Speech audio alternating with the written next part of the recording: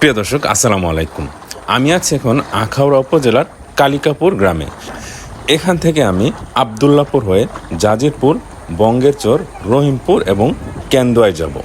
আমি এখন কালিকাপুর হতে চেকপোস্ট যাওয়ার যে রাস্তাটা সেটার উপর আছি। আপনারা দেখতে পাচ্ছেন কি ভয়ঙ্কর স্রোত। এখন আমি যেই জায়গাটা আপনাদেরকে জুম করে দেখাচ্ছি সেটা হচ্ছে ভারতের ত্রিপুরা রাজ্যের আগরতলা শহর। আর এই শহরের পানি দিয়ে আমাদের আখাউড়া বন্যায় তলিয়ে গেছে। আপনারা অনেকেই জানেন যে বন্যার প্রথম দিন কালিকাপুর গ্রামের একজন গর্ভবতী মা স্রোতে ভেসে গিয়ে মারা গেছেন। ইন্না লিল্লাহি ওয়া ইন্না ইলাইহি রাজিউন। আর এই সেই বাড়ি যেখান থেকে স্রোতে তিনি ভেসে গেছেন। আল্লাহ তাকে জান্নাত নসিব করুন। কি ভয়ঙ্কর স্রোত আপনারা দেখতে পাচ্ছেন। এই স্রোতে টিকে থাকা অসম্ভব। আপনারা এখন যে জায়গাটি দেখতে পাচ্ছেন এটা হচ্ছে রাবেয়া স্মৃতি পাঠাগার। বন্যার পানিতে তলিয়ে গেছে। আমি আছি এখন ধলেশ্বর, যেটা বর্তমানে আবদুল্লাপুর গ্রাম নামে পরিচিত। আমি এখন গাজীর বাজার থেকে জাজিরপুর হয়ে বঙ্গেরচর যাচ্ছি। আপনারা এখানে আসলে দেখতে পারবেন দলে দলে লোকজন আসছে এই বন্যার পরিস্থিতি দেখার জন্য।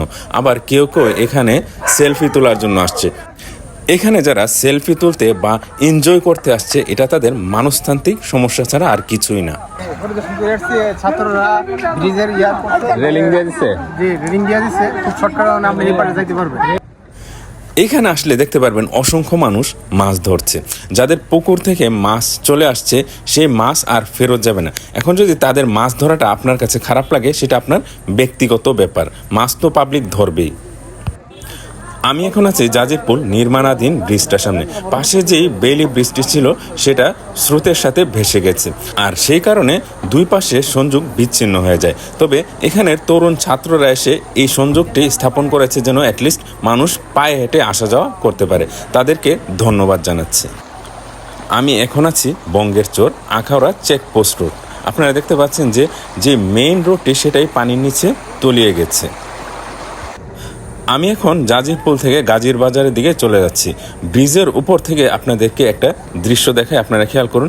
এই যে দেখুন যে রাস্তাটা আবদুল্লাপুর স্কুলে যাওয়ার সেটা পুরাটাই স্রোতে তলিয়ে গেছে এবং যাতায়াত খুবই কষ্টদায়ক। যারা পুরুষ মানুষ ওরা এই রশি দিয়ে ধরে আসা যাওয়া করতে পারে, তবে মহিলাদের জন্য এটা খুবই ভয়ঙ্কর। আমি এখন রহিমপুর গ্রাম হয়ে কেন্দুয়ায় চলে যাচ্ছি। এর মাঝে আপনারা দেখতে পারবেন যে রহিমপুরের গ্রামের এই রাস্তাটিও পানির নিচে তলিয়ে গেছে। আমি আছি এখন কেন্দুয়া গ্রামে। যে রাস্তাটি কেন্দুয়া হয়ে রাজেন্দ্রপুর, আদমপুর, সেনারবাদী, বাউতলা যে সংযোগটি সেটা এখন পানির নিচে পুরোপুরি তলিয়ে গেছে। আপনারা দেখতে পাচ্ছেন এই পাশে ছাত্ররা এসে রশি বেঁধে দিয়েছে, এই রশি ধরে পারাপার করছে। আর এটা খুবই ঝুঁকিপূর্ণ, যদি কোনো এদিক সেদিক হয় তারা স্রোতে ভেসে যাবে। প্রিয় দর্শক, আমি এখন আছি আমার নিজ গ্রাম দিজয়পুর।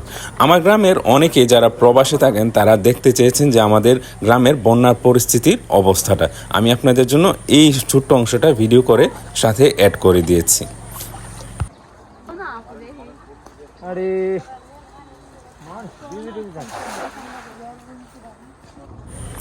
গাজীর বাজার থেকে ফকিরমুড়া বিজেপি ক্যাম্প যাওয়ার সময় যে কালভার্টটা পড়ে আমি এখন সেখানে আছি। আমাদের দিজয়পুর গ্রামের সব থেকে বেশি মাছ ধরা পড়েছে এই জায়গার জালগুলোতে। আপনারা ফুটেজটা দেখলেই বুঝতে পারবেন। প্রিয় দর্শক, আজ এই পর্যন্তই। বন্যা কবলিত মানুষদের জন্য দোয়া চেয়ে বিদায় নিচ্ছি। ভালো থাকবেন। আসসালামু আলাইকুম।